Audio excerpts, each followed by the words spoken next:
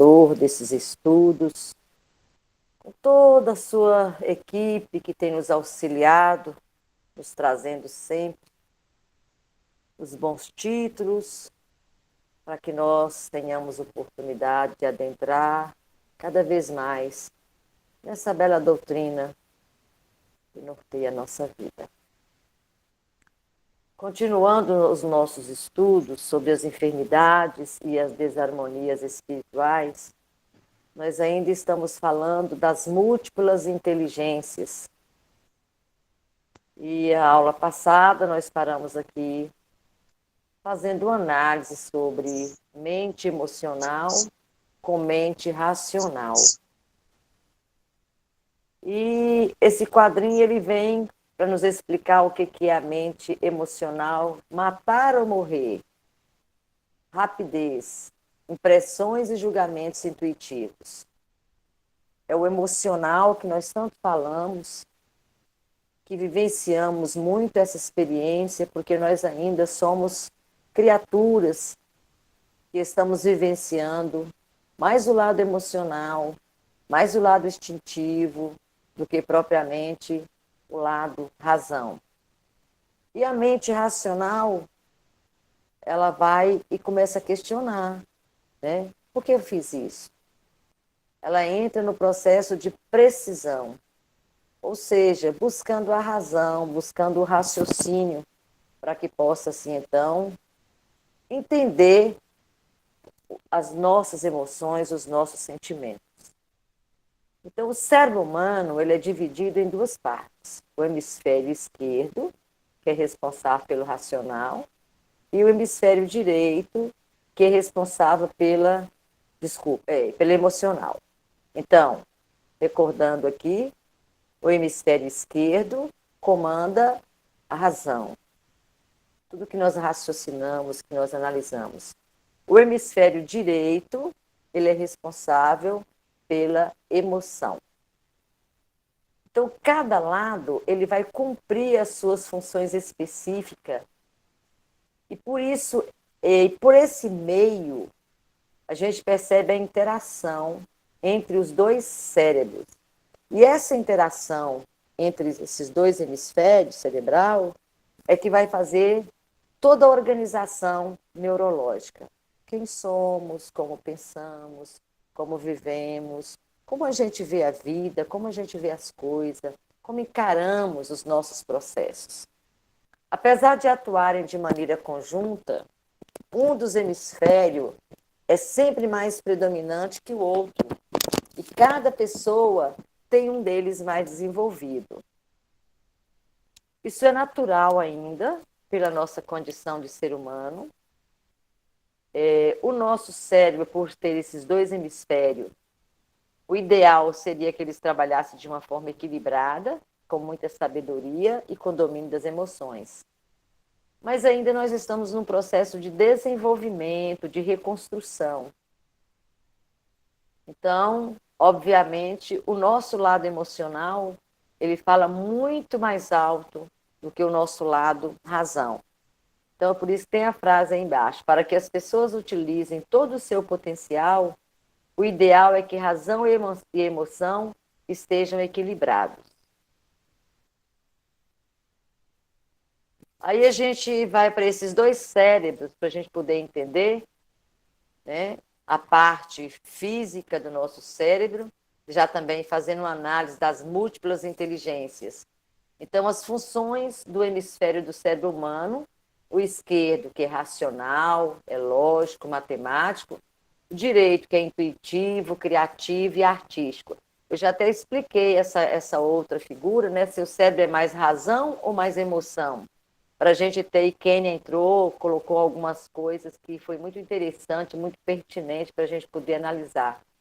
E essa outra figurinha, coloca aí que no esquerdo nós temos o intelectual, temporal, histórico, ativo, explícito, analítico, linear, sequencial, focal, masculino, temporal, verbal, lógico, racional e argumentador. Então, esse é o nosso lado razão, é o nosso lado do raciocínio, onde nós fazemos todos os nossos questionamentos e indagamos, inclusive, as nossas atitudes, que muitas vezes são emocionais.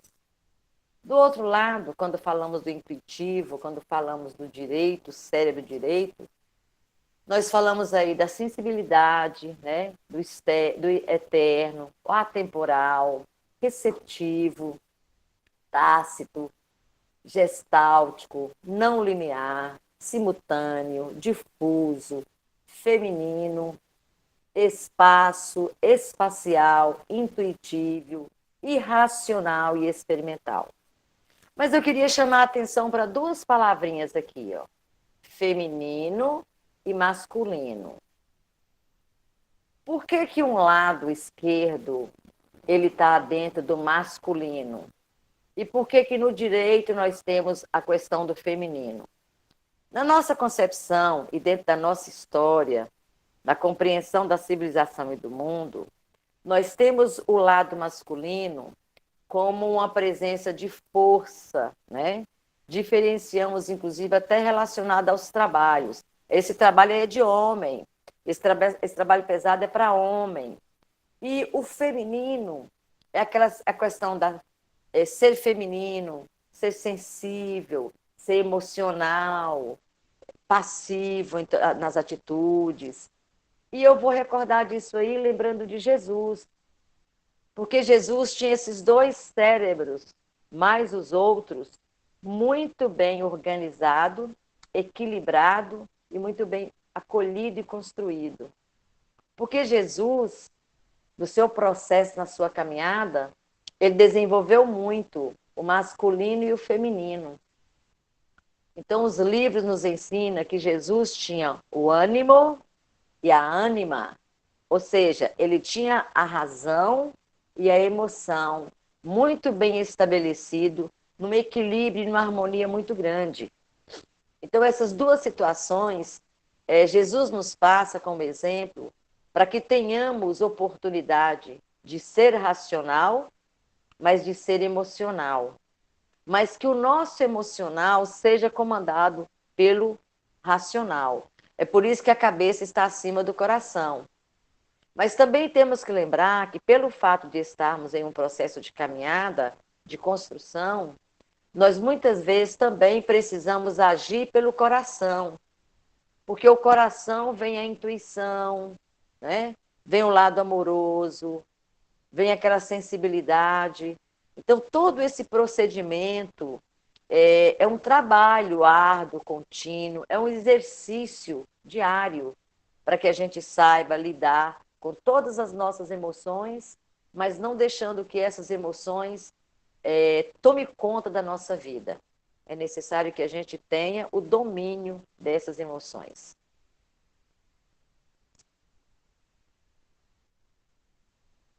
Aí nós temos a inteligência emocional. Então, o cérebro, né? Eu coloquei esse homem aí com a luneta para a gente prestar atenção. Né? Quem somos nós?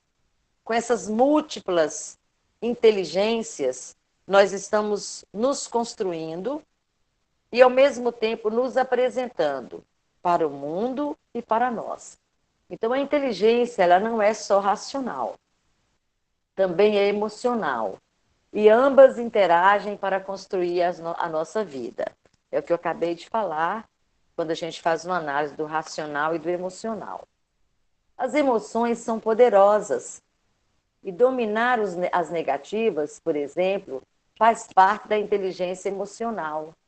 Então, tudo que nós temos ainda de ruim, tudo que nós temos ainda de baixa astral, negatividade, achar que as coisas não vão dar certo, é necessário que a gente tenha essa compreensão que essa postura mental faz mal, porque o nosso cérebro aceita aquilo que nós colocamos, aquilo que nós pensamos, a postura que a gente tem desses pensamentos, como que a gente recebe, porque o emocional, ele adere, né, ao nosso corpo físico.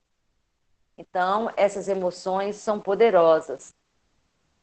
As emoções que controlam os hábitos da nossa mente e que têm habilidade emocional, elas são propensas a terem uma boa vida. É o equilíbrio, o bom pensamento, uma boa sintonia, calma para vivenciar as adversidades da vida. Então, ela é propensa a que a gente tenha uma boa vida. A inteligência emocional, ela influi provavelmente, desculpa, favoravelmente na nossa saúde. E isso é fato, nós já sabemos. Por exemplo, ao saber assimilar as emoções perturbadoras. Quantas vezes, por algumas intempéries, algumas situações bruscas, que a gente não está esperando, e a gente adentra a essa jornada dessas emoções impulsivas, e a gente tem atitudes que muitas vezes não nem explica. Quantas vezes a gente fala assim, meu Deus, eu não imaginei que eu fosse agir dessa forma, não, porque a gente ainda não se conhece. Então, essa inteligência emocional, ela influi diretamente na nossa saúde. Porque se eu passo a ter o controle dessa inteligência, dessas emoções, obviamente eu não faço o meu corpo sofrer tanto as consequências dos meus pensamentos, dos meus sentimentos, da minha postura mental. A inteligência emocional é determinante ao sucesso acadêmico. Aí nós já estamos falando do nosso cérebro, né? De como a gente vivencia a nossa vida, qual a expectativa que a gente tem. Então, graças, por um exemplo, a capacidade para gerenciar os fracassos. Já perceberam que tem pessoas que passam por uma situação de muita dificuldade, mas de muita dificuldade, às vezes de perda, e ela faz com que aquele acontecimento se transforme em uma coisa boa, né? É uma mãe que pede. Eu gosto muito de referir a mãe de Cazuza, que ele morreu de AIDS. O que ela fez? Ela pegou a dor dela e passou a acolher, a auxiliar os aidéticos. Quer dizer, tomou a sua dor e transformou em um bom caminho. Então, é importante essa inteligência emocional quando a gente busca para o lado bom da vida, enxergando que aquele lado negativo foi uma dor, foi uma perda, foi um acontecimento que está fora do nosso controle. Mas se temos confiança em Deus, que entendemos a vida com outros olhos, obviamente faz daquilo ali uma grande lição. Liderança positiva, própria da inteligência emocional, consiste em persuadir os demais para construir objetivo comum. É o auxílio de mostrar à pessoa. Isso aqui a gente pode fazer muito a representação dentro de uma casa espírita, onde todos, nas suas diferenças, são capazes de caminhar juntos e construir um processo benéfico, caridoso, para que nessa união, nessa liderança positiva, utilizando da inteligência emocional, construir um bem comum a todos. O autodomínio. O autodomínio exige autorregulação e a inteligência emocional determinante para conseguir isso e conhecer a si mesmo. O autodomínio depende de nós, mas para que a gente para que tenhamos esse autodomínio, é necessário estudar, esclarecer, compreender, assimilar as verdades do Cristo, agasalhar em nosso coração e dar direcionamento, dar caminhada e juntos. Então, esse autodomínio é de grande importância, porque a gente vai fazer essa autorregulação na nossa vida. E a inteligência emocional é fundamental para a nossa vida social, pois facilita as relações com as demais pessoas.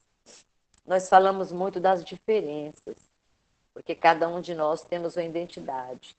Cada um de nós convivemos e vivenciamos as emoções de forma diferenciada. Então, tem pessoas que conseguem vivenciar um problema em silêncio, mantém a calma, até mesmo consegue omitir de outras pessoas o que está ali acontecendo. Enquanto tem outras que está explícito, está na cara. Você olha, você já sabe que está acontecendo alguma coisa. Então, essa inteligência emocional nos ajuda muito a essas relações que nós temos. Relação na família, relação no trabalho, a relação social e a relação dentro de um templo religioso. Então, achei bonitinho aí, ó, que o coração é a emoção, sobe a escada para buscar a razão, e a inteligência emocional, ela aliada à razão, ela faz vários caminhos, vai disseminando muitas ideias para buscar o autoconhecimento, o autocontrole e o bom caminho. É o caminho do meio, como diz Buda, né? Onde a gente vai buscando sempre estar acertando, fazendo uma coisa assim que venha trazer mais benefícios do que malefícios.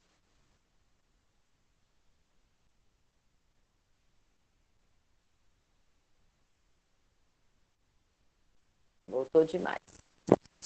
Alguns sinais da inteligência emocional. Primeiro, assumir a responsabilidade do que acontece em sua vida ao invés de achar culpados. É muito normal. Ah, eu estou assim porque fulano fez isso comigo. Então, quando a gente começa a entender que a gente está tendo uma compreensão, que a gente está compreendendo Jesus nos seus ensinamentos, e a gente está buscando ter essa vida mais tranquila, mais sossegada, uma vida de mais calma, é quando a gente assume as responsabilidades do que acontece na nossa vida. Por mais que a gente tome atitudes relacionadas à atitude do outro, mas quem tomou atitudes fomos nós. Então, nós somos responsáveis por tudo que estamos vivenciando, por tudo que tem nos acontecido e pelo muito que ainda vai acontecer. Porque nós somos os verdadeiros donos, né, dos nossos pensamentos, dos nossos sentimentos e do foco que nós estamos na vida. Segundo, se permitir chorar e aceitar as tristezas para depois levantar a cabeça e seguir a vida. O choro faz parte da vida. A tristeza também. Nós vivemos numa dualidade. Ora estamos em alta, ora estamos em baixa. Mas é necessário que tenhamos um controle, um equilíbrio, para que um não fique somente, né, determinado. Eu só estou em alta. Isso não existe, é mentira. Então, muitas vezes a gente omite esse nosso lado e o sofrimento é maior, porque eu fico mentindo para mim e para o outro. Então, o que, que o emocional nos vem ensinar? Que é necessário aceitar as nossas derrotas, é necessário muitas vezes chorar, sim. Isso não é sinal de pequenez, não. Aceitar as tristezas, as angústias, para que depois a gente possa levantar a cabeça e seguir a nossa vida mais tranquilo, mais esvaziados. Terceiro, conhecer seus talentos e habilidades para explorar todo o seu potencial. Cada um de nós temos os nossos talentos. Cada um de nós temos as nossas habilidades, as nossas pretensões. Às vezes eu sei fazer coisa que o outro não sabe. E às vezes o outro sabe fazer uma coisa que eu olho e falo assim, mas como que ele consegue fazer? Eu não consigo. Por que isso? É as nossas diferenças e as nossas habilidades e os nossos potenciais que nós vamos construindo a cada época da nossa vida, a cada reencarnação, a cada formação de uma nova personalidade. 4. Usar a raiva do que acontece com você como energia para superar ainda mais. A gente usa muito esse sentimento de raiva, de ódio, de mágoa, né? E se ofende, se magoa, se adoece. Então, é usar a raiva do que nos acontece, né, conosco, e superar. Aconteceu, infelizmente. Eu tomei uma atitude que eu provoquei isso. Tá bom, eu já fiz, mas agora bola para frente, eu vou continuar a minha jornada. Do que sentar na beira da estrada e ficar chorando, subjugando, culpando, né, e se punindo. A vida é feita de erros e de acertos. E a gente precisa ter essa consciência. É caminhar, é seguir a rota. 5. Reconhecer os seus medos e usar o poder dessa emoção para a ação. Quem de nós não temos os nossos medos? E nós sabemos que muitas das doenças vêm desse medo, né? Então, os nossos medos vai nos oportunizar a usar o poder dessa emoção do medo e tratar a nossa vida de uma forma diferenciada. Eu lembro que um palestrante falava que o medo, ele na medida certa, ele direciona a vida. Porque se você vai fazer algo que te dá medo, nós não podemos deixar esse medo vencer, né? Nos deparar e nos colocar de uma forma estática. Não, eu não vou fazer porque eu estou com medo. Não. Por que vem o medo? É algo que me é desconhecido, é algum trauma que eu tenho, mas eu vou conseguir vencer. Então, muitas vezes, o medo ele é conselheiro. O medo ele faz a gente parar, analisar, averiguar, posso ou não posso? E como fazer? Então, o medo, nesse sentido emocional, no bom sentido, no sentido positivo, ele é benéfico. Ele só passa a ser negativo e maléfico quando eu deixo que esse medo toma conta e a minha razão não consegue ali organizar, né, o pensamento e o sentimento. Sétimo, ser feliz fazendo o que mais ama e cumprindo a sua missão neste mundo. Todos nós temos uma missão a cumprir nessa terra. Quando a gente fala de missão, a gente lembra dos grandes personagens que passou pela terra e lembramos muito de Jesus. Jesus veio cumprir sua missão, mas nós temos a nossa missão. Nós temos as nossas pretensões. Nós saímos de lá com uma mala cheia de coisas para que fazer. Nós saímos de lá com um livrinho escrito com muitas coisas a serem executadas. Então, são isso aí. A missão nossa é essa: é derrubar as nossas limitações, é derrubar a nossa ignorância espiritual, é derrubar o nosso orgulho, a nossa vaidade, é nos tornar diferentes, mas melhores, para que quando a gente retorne à vida, a gente retorne numa condição mais tranquilo, mais calmo e consciente daquilo que nós viemos aqui fazer. O oitavo, expressar o amor em gestos, palavras, atitudes, para que esse sentimento envolva todos os seus relacionamentos e a sua vida. Eu brinco e falo que isso aí, gente, é se tornar açúcar, tornar doce. É tão bom conviver com pessoas doces, né? Com pessoas sinceras, amáveis. Então, quando a gente procura como que eu gostaria de ser recebido, como que eu gostaria de viver, quais as pessoas que eu gostaria que estivessem ao meu derredor, seja essa pessoa, né?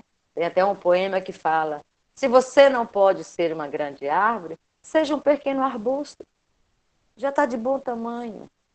Então, esse gesto, esse amor, esse sentimento, a gente tem que procurar sempre trabalhar e envolver dessas boas coisas para que a gente tenha um bom relacionamento na vida. Primeiramente conosco, depois em casa com a família, depois lá fora no trabalho, no social e até mesmo em um templo religioso. A gente está falando das múltiplas inteligências, mas então a gente está falando aí da inteligência intelectual, que já falamos, está no nosso lado esquerdo.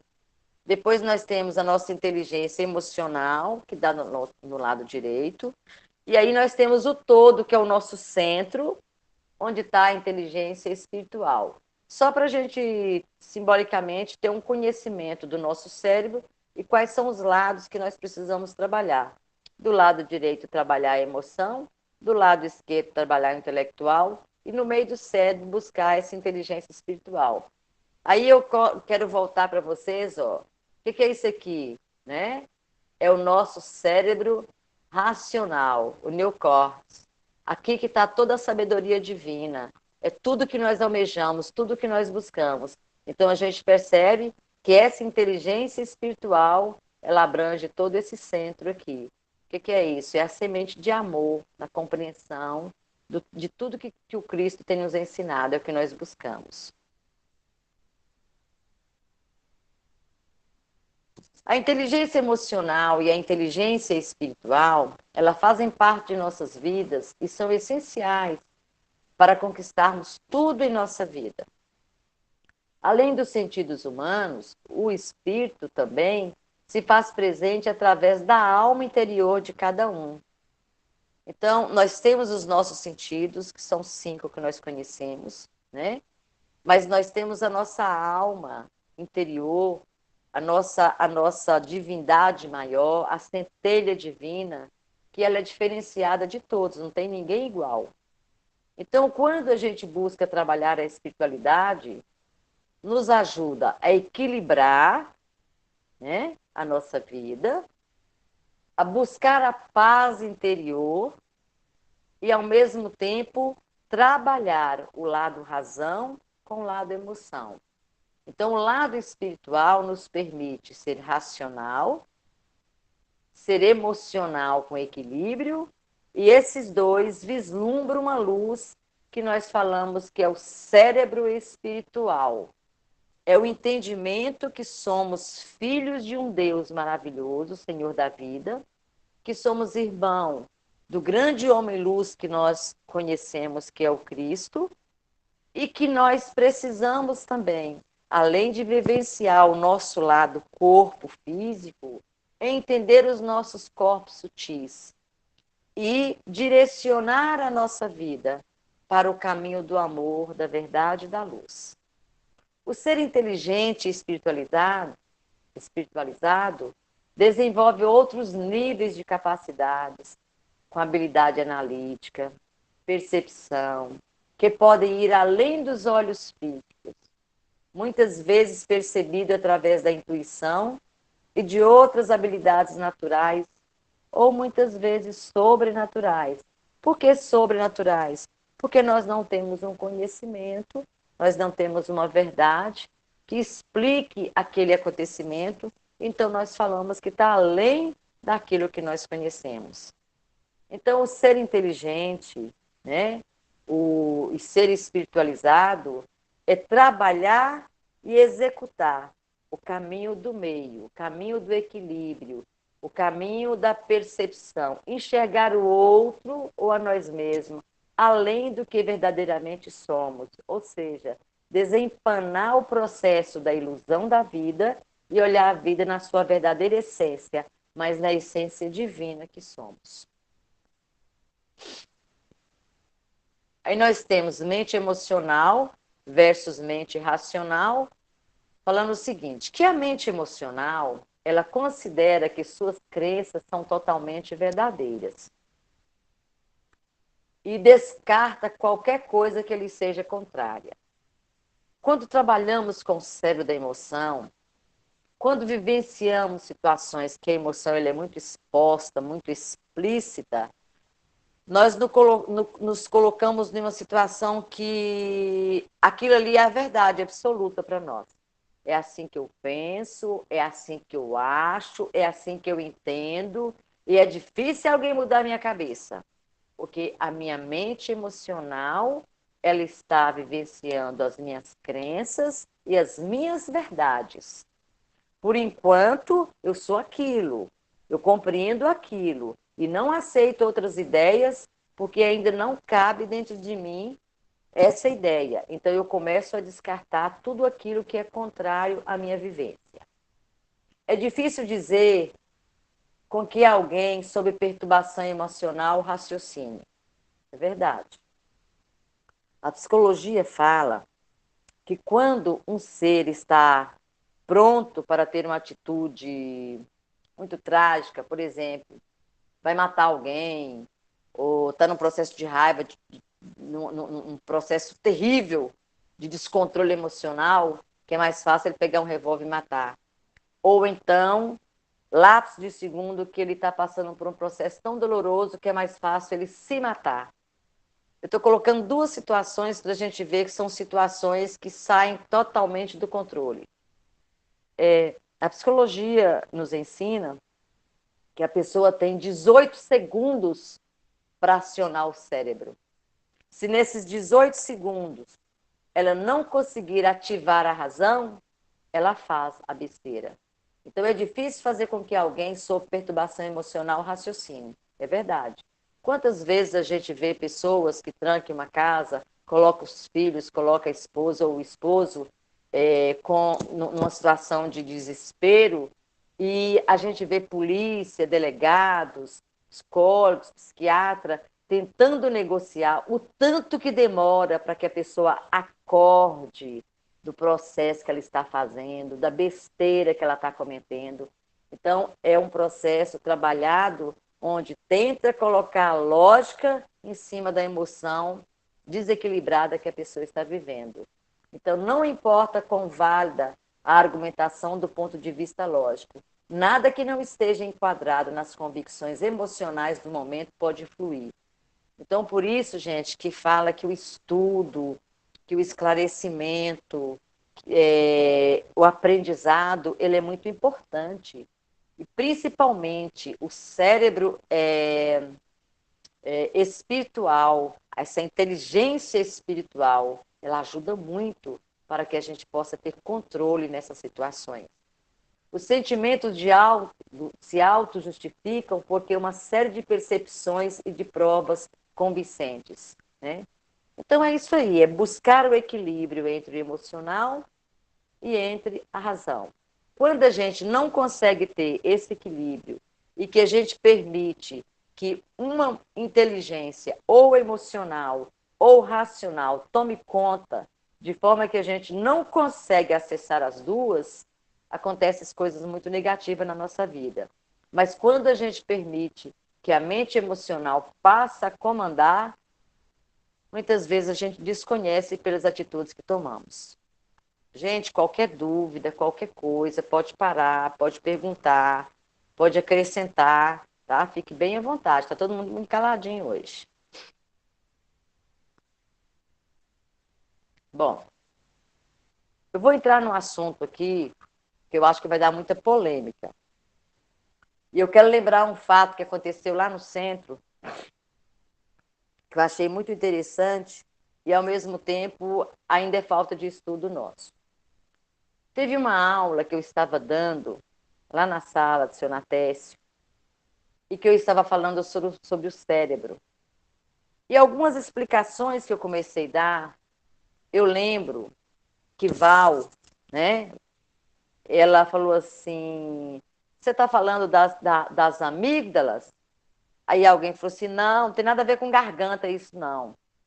A pessoa respondeu para ela. E eu observei aquela pergunta dela e aquilo ficou na minha cabeça. Aí eu falei, amígdala no cérebro, amígdala na garganta. Mas foi, como eu estava dando a aula, foi uma coisa muito rápida, foi por lapso de segundo. Aquilo ficou gravado na minha memória. Aí eu fui estudar e de repente eu me deparei, amígdalas cerebrais. Aí eu falei, amígdalas cerebrais? Eu falei, nunca ouvi falar sobre isso. Aí eu liguei para a Zaira, falei, Zaira, você já ouviu falar? A Zaira falou, não, Fatiana, desconheço. Mandei um recadinho para Breno. Falei, Breno, você já ouviu falar disso? Não, Fatiana, ainda não. Eu falei, bom, não tem ninguém para me ajudar. Então, o que eu vou fazer? Eu vou tentar estudar um pouco para que eu possa passar. E aqui a gente vai entender. Faz parte do cérebro límbico, ele faz parte, né, de um conjunto das emoções, e essa amígdala, que é uma pequena estrutura em forma de amêndoa, né, ela tem uma, como é que eu diria, que palavra que eu posso usar? Ela tem uma condição, uma função imensa a respeito das nossas doenças. Quando ela é ativada, e ela é ativada quase que constantemente. Então, o processo de estresse, ansiedade, pânico, tem muito a ver com essa pequena estrutura. Então, vamos lá, por parte, para a gente poder entender. As amígdalas cerebrais têm funções primordiais em nossas vidas. Gente, primeiramente eu queria fazer uma pergunta. Alguém aqui no grupo já ouviu falar ou sabe alguma coisa das amígdalas cerebrais? Nunca tinha ouvido falar. Também nunca Nunca, ouvi. né? Também nunca ouvi falar. Uhum. Então, beleza. Então, nós vamos fazer isso juntos. A nossa amígdala pequena, estrutura em forma de amêndoa, situada dentro da região interior e inferior, aqui, ó, são duas, cada cérebro. A princípio, ela até falou assim, Fatia, isso não é a pineal, não está confundindo, não, pode ser outro nome. Eu falei, não, porque são duas. Tá vendo? A pineal, ela fica mais ou menos aqui, ó, né? Essa aqui são duas. Os dois hemisférios têm as duas. Eu não sei se eu posso chamar de célula, eu não sei, que eu ainda não sei. Mas tem essas duas estruturas que é chamada de amígdala. É situada dentro da região interior e inferior do nosso cérebro e é constituída por duas partes, uma em cada, desculpa, uma em cada hemisfério. E o córtex pré-frontal, então vem dessa parte aqui de verde, né? Que são a parte pré-frontal, é onde também está o nosso cérebro racional, corresponde à parte do cérebro que está mais próxima da nossa testa. Vamos ver por que está explicando isso. A amígdala faz parte do chamado cérebro profundo. Por isso que fala que ela está lá na região interior inferior do nosso cérebro. Tentei localizar aqui, ó. É mais ou menos aqui. Ela realmente fica perto da pineal, mas ela fica aqui. E eu queria que vocês percebessem esse desenho que lá na frente eu vou explicar. Ó. Isso aqui, né? Aqui está a amígdala. Aqui está nosso sistema límbico, que é o sistema da emoção. A amígdala faz parte do chamado cérebro profundo, no qual primam as emoções básicas, tais como a raiva ou medo, e também o instinto de sobrevivência, ou enfrentar ou fugir. A amígdala é responsável pela nossa memória emocional. Associa ou não o estímulo e a emoção. Olha a função dessa amígdala.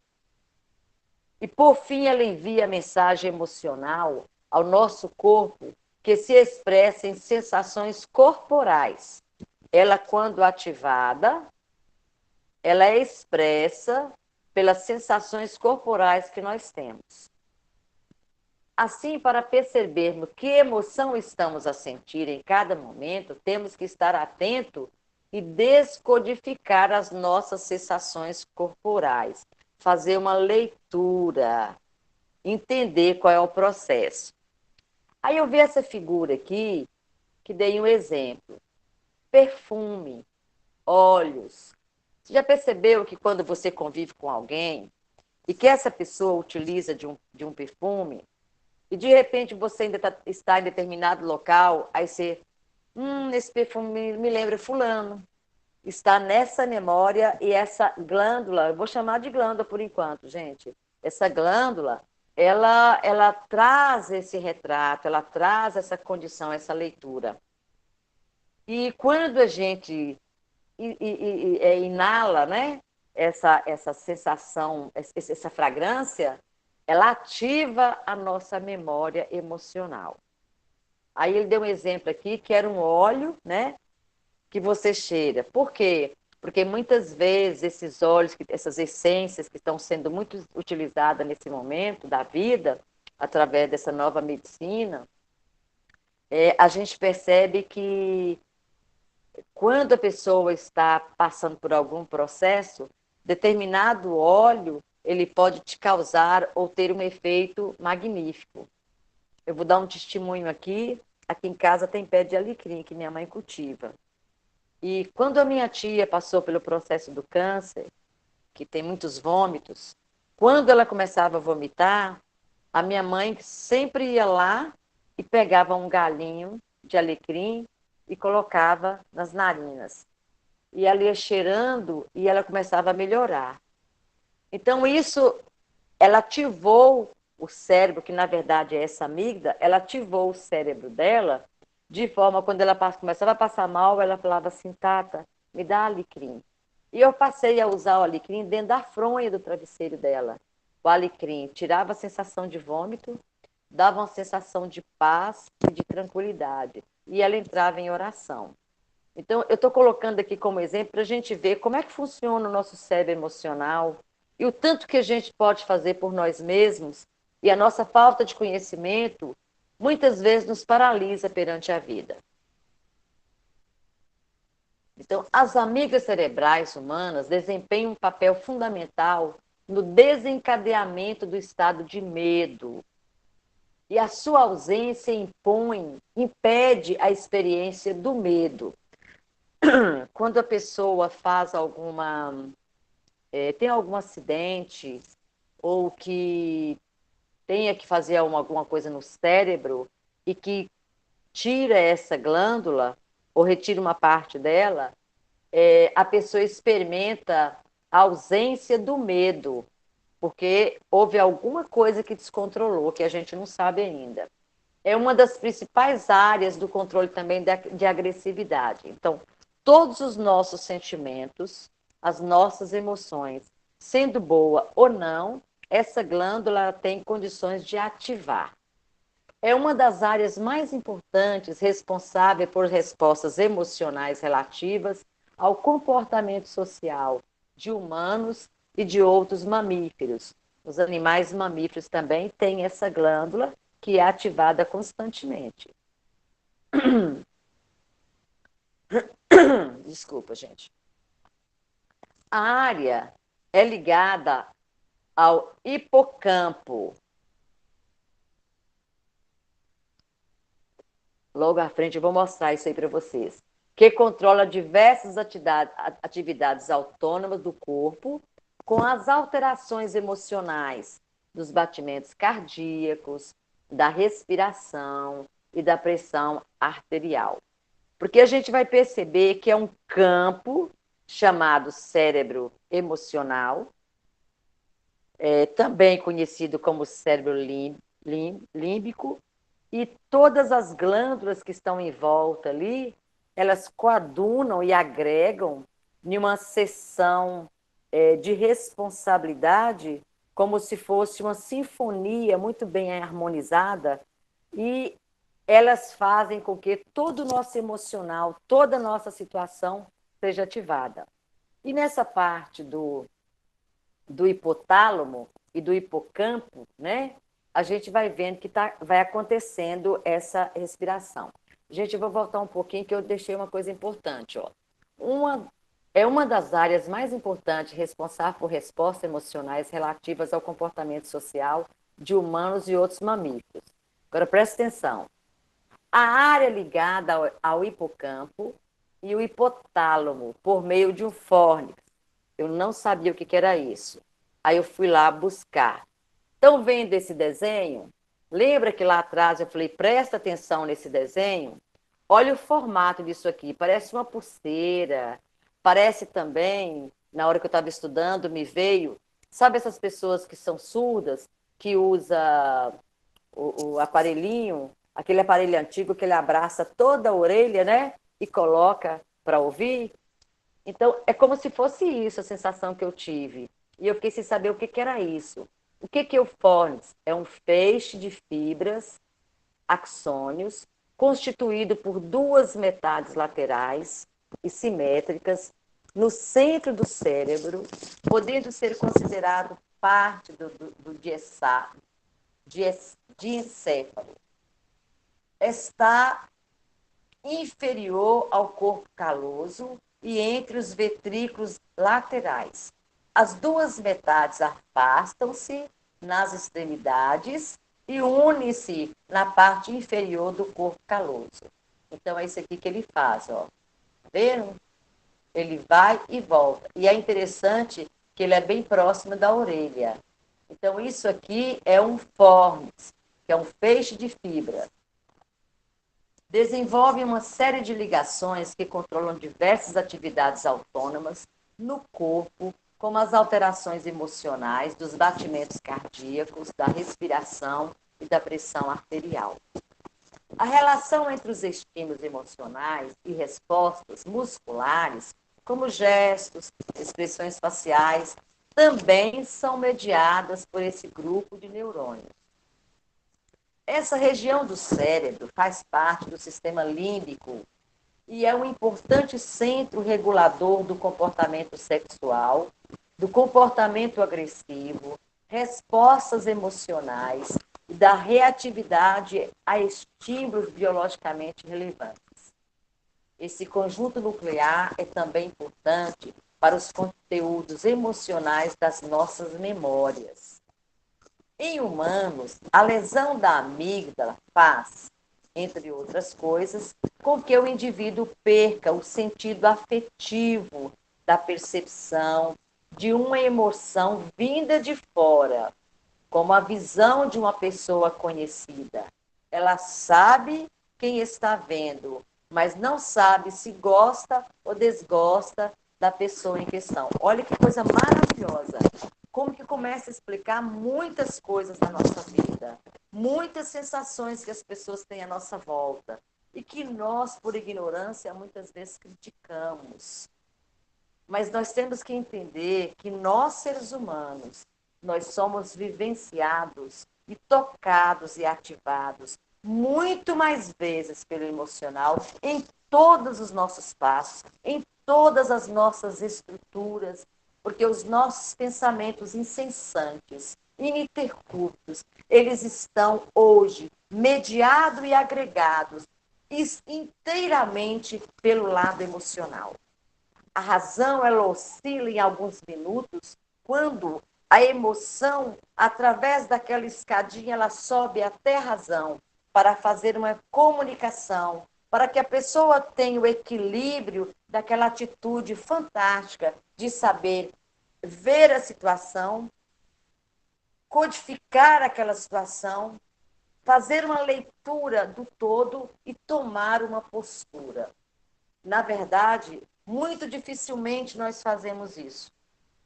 Porque a nossa estrutura emocional é como se o nosso cérebro emocional ele tivesse exposto e a cada toque, a cada olhar, a cada palavra, a cada pensamento, ele vai se ativando e nós vamos nos mostrando quem somos.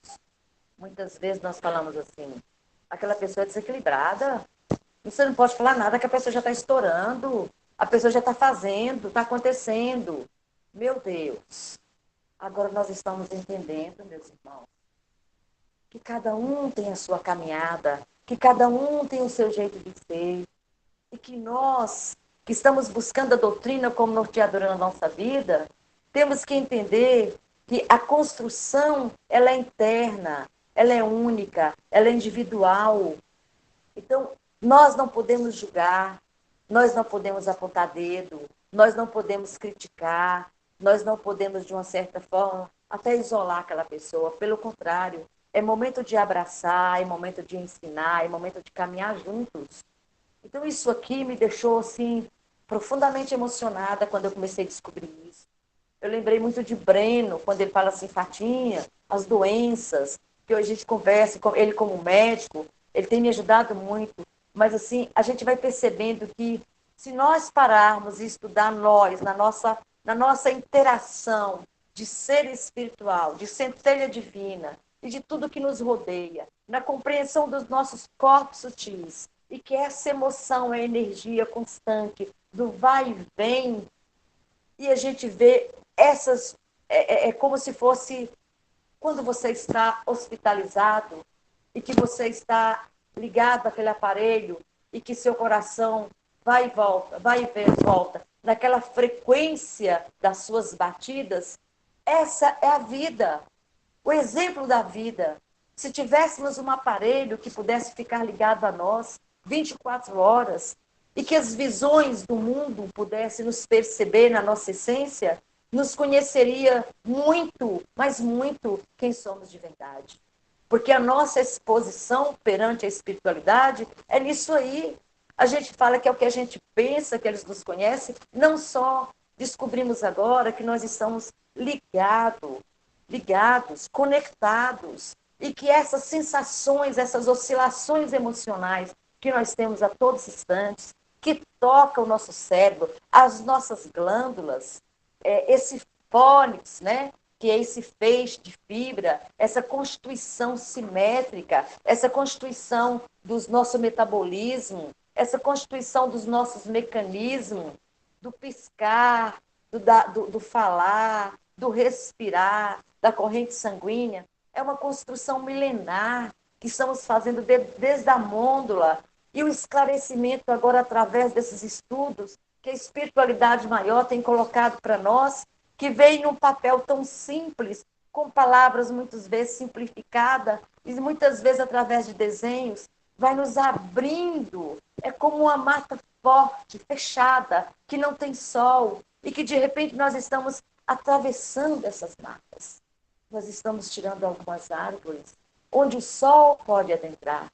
E bendito seja a oportunidade quando permitimos que o sol perceba o nosso solo, porque somente no nosso solo da vida é que temos capacidade de enxergar a luz do Cristo, e essa luz, através do carecimento, nos permite fazer as nossas mudanças. Gente, é tudo muito magnífico, é tudo muito emocionante. Isso chama-se autodescoberta, autoconhecimento, autoestudo. Nós estamos aqui para olhar cada um de nós e como um todo para caminharmos juntos, mas sem julgamento, com amor, com tolerância, com capacidade de compreensão. Então, isso é muito fantástico, muito fantástico. Em humanos, vou voltar um pouquinho, essa região do cérebro faz parte do sistema límbico e é um importante centro regulador do comportamento sexual, do comportamento agressivo, respostas emocionais e da reatividade a estímulos biológicos relevantes. Este conjunto nuclear é também importante para os conteúdos emocionais das nossas memórias. Em humanos, a lesão da amígdala faz, entre outras coisas, com que o indivíduo perca o sentido afetivo da percepção de uma informação vinda de fora, como a visão de uma pessoa conhecida. Ela sabe quem está vendo, mas não sabe se é uma pessoa que ela gosta ou não, porque a ativação ou a desativação da amígdala não lhe permite mais ter esse sentimento, ter essa sensação.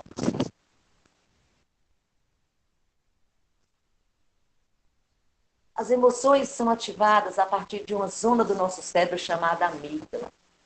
Existe um estímulo e o sistema nervoso leva a mensagem até o nosso cérebro através da amígdala. O nosso corpo, através de, por exemplo, a aceleração do ritmo cardíaco, da sensação de borboleta na barriga, diz do que a emoção está presente em cada momento. Nós somos tocados e ativados a todos os instantes pelas nossas emoções, pelos nossos sentimentos, e reflete-se em atitude no nosso corpo físico. A partir do momento em que reconhecemos a emoção, então podemos perceber que necessidade e que temos de satisfazer essa emoção. E as emoções funcionam como guias das nossas necessidades. Nós agimos pelas nossas emoções.